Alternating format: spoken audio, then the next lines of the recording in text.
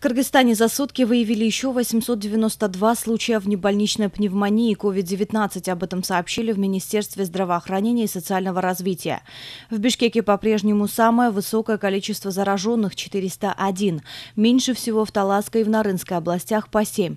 С марта 2020 года в республике зарегистрировали 119 873 случая внебольничной пневмонии COVID-19. Скончались от коронавируса еще 7 человек. В Бишкеке зарегистрировали 3 случая, в Чуйской области 2, в Аше 1, в Джалабадской также 1.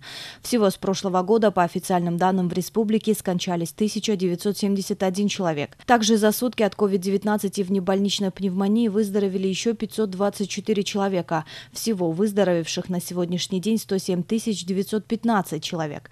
Лечение от коронавируса получают 8 919 пациентов, из них амбулаторно лечатся 6108, в больницах 2811.